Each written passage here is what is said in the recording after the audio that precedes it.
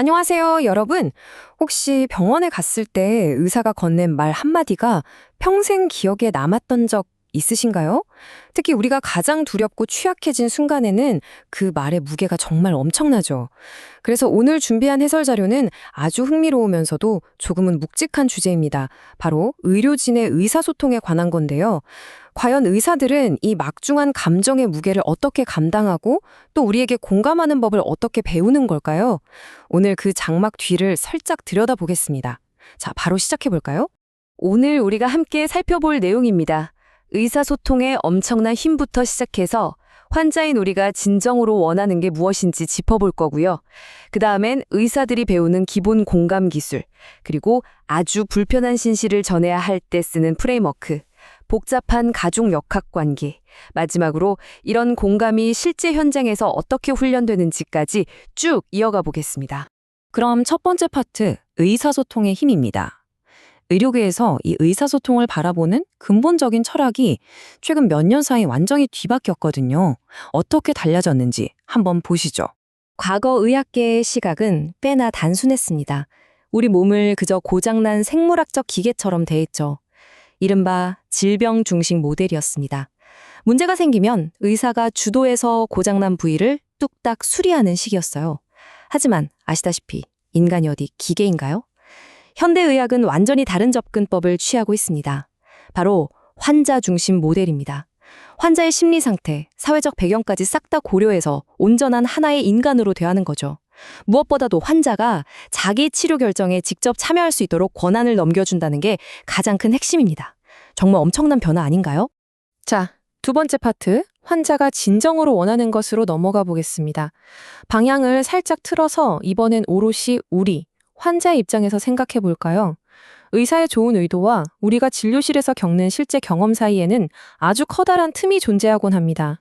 다들 병원에서 이런저런 답답함 느껴보신 적 있죠? 너무 차갑고 기계적인 태도라던가 내가 진짜로 불안해하는 게 뭔지는 하나도 몰라주는 느낌? 게다가 내 병이 대체 어떻게 흘러갈지 속 시원히 설명해 주지도 않고 도무지 알아들을 수 없는 어려운 의학 용어만 쏟아낼 때 말이에요. 이런 소통의 실패는 그냥 기분 나쁘고 끝나는 문제가 아닙니다. 환자한테는 씻을 수 없는 상처가 되고 의료진에 대한 신뢰마저 무너뜨려서 결국 전체 치료 과정까지 망치게 만드는 아주 치명적인 요소거든요.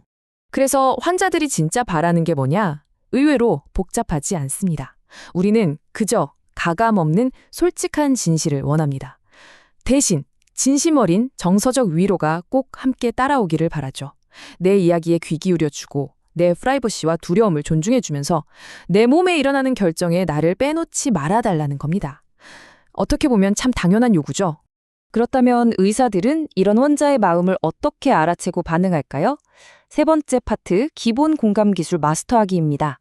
놀랍게도 공감은 그냥 타고나는 착한 심성이 아니라 아주 구체적으로 짜인 기술이라는 사실, 여기서 확인할 수 있습니다. 가장 널리 쓰이는 아주 강력한 도구가 하나 있습니다. 이른바 질문, 설명, 질문, 즉 ask, tell, ask 기법인데요. 먼저 질문을 던집니다. 환자가 자기 상태를 얼마나 알고 있는지, 또 뭘 제일 무서워하는지 파악하는 거죠. 그 다음 아주 쉬운 말로 간결하게 핵심만 설명해 줍니다. 그리고 여기서 끝이 아니에요. 마지막으로 한 번 더 묻습니다. 방금 제가 드린 설명을 잘 이해하셨는지 확인하는 절차죠. 이 방식이 왜 좋냐면요. 일방적인 통보가 아니라 의사와 환자 사이에 튼튼한 이해의 연결고리를 계속해서 만들어주기 때문입니다. 이어서 의료진 사이에서 일종의 공감 치트키라고 불리는 NURS 프레임워크도 살펴볼까요? 이건 0단어 약자를 딴 건데요. 환자의 감정에 이름을 붙여주고 그 힘든 상황을 이해하며 환자와 가족을 존중하고 실질적이면서도 정서적인 지지를 보내고 마지막으로 걱정거리를 더 깊이 탐색하는 과정입니다. 진료 중에 환자가 덜컥 울음을 터뜨리면 참 난감하잖아요. 이때 당황해서 모른 척 넘기는 대신 의사들은 이 공식을 떠올립니다. 많이 불안하시군요 라며 감정을 짚어주고 이런 상황이라면 누구나 힘드실 겁니다 라며 다독여주는 거죠. 감정을 피하지 않고 마주하면서도 큰 위안을 안겨주는 정말 체계적인 대화법입니다. 네 번째 파트, 불편한 진실을 전하는 프레임워크입니다. 자, 이제 의사라는 직업의 가장 무겁고 고통스러운 부분에 대해 이야기해 볼까요? 바로 환자의 삶을 송두리째 뒤흔들 나쁜 소식을 전해야 하는 그 숨막히는 순간 말입니다. 의사들도 사람이니까 덜컥 청천벽력 같은 진단 결과를 내뱉고 싶진 않겠죠? 그래서 스파익스라는 6단계 모델을 철저하게 훈련받습니다. 우선 프라이버시가 완벽히 보장되는 조용한 공간부터 마련합니다. 그리고 환자가 상황을 어디까지 짐작하고 있는지 물어본 다음 앞으로 할 이야기를 얼마나 자세히 듣고 싶은지 조심스럽게 확인하죠. 그런 다음 최대한 쉬운 말로 부드럽게 진실을 꺼내놓습니다. 소식을 들은 환자에게 감정의 폭풍이 몰아치면 거기에 깊이 공감해주고 마지막으로 향후 계획을 차분히 요약해줍니다. 정말 바늘 하나 들어갈 틈 없이 세밀하게 짜인 과정이죠. 비슷한 결을 가진 쉐어 모델이란 것도 있습니다. 앞서 말씀드린 방법과 비슷하긴 한데 이건 특히 진실을 딱 말한 직후에 정서적 지지에 엄청난 공을 들인다는 게 특징이에요. 나쁜 소식을 전하는 건 의사의 피할 수 없는 숙명이지만 적어도 그 직후에 환자가 깊은 절망의 늪으로 추락하지 않도록 꽉 잡아주는 강력한 감정적 안전망을 펼쳐주는 데 집중하는 방식입니다. 5번째 파트, 가족 간의 역학관계 탐색으로 넘어가 보겠습니다. 현실의 진료실은요, 환자 혼자만 덩그러니 있는 경우가 드뭅니다. 언제나 곁을 지키는 가족들이 있죠. 그런데 이게 의사소통에 있어서는 완전히 새로운 차원의 복잡한 문제를 만들어냅니다. 제발 환자 본인한테는 진실을 비밀로 해주세요. 알게 되면 아마 바로 희망을 놔버릴 겁니다. 정말 가슴이 찢어지는 말이죠. 하지만 실제 병원에서는 매일같이 일어나는 너무나 흔한 일입니다. 사랑하는 사람을 어떻게든 지키고 싶은 가족들이 의사에게 매달려 치명적인 진단을 숨겨달라고 간청하는 거죠. 이건 의사 입장에서도 정말이지 피가 마르는 윤리적인 딜레마일 수밖에 없습니다. 그럼 이 지뢰밭 같은 상황에서 의사들은 도대체 어떻게 대처할까요? 여기서 원칙은 생각보다 아주 단호합니다. 물론 가족의 불안한 마음은 충분히 감싸 안아줘야죠. 충격받으실까봐 너무 두려우신 거 충분히 이해합니다. 라면서요. 하지만 결국에는 환자가 자기 몸의 상태를 명확히 알고 남은 삶을 스스로 계획할 수 있는 알 권리를 무조건 지켜내야만 합니다. 가족과 각을 세우며 싸우는 게 아니라 가족의 마음을 부드럽게 녹여서 결국 다 함께 환자에게 진실을 말하도록 이끌어내는 것. 이게 바로 고도의 소통 능력이 빛을 발하는 순간인 셈입니다.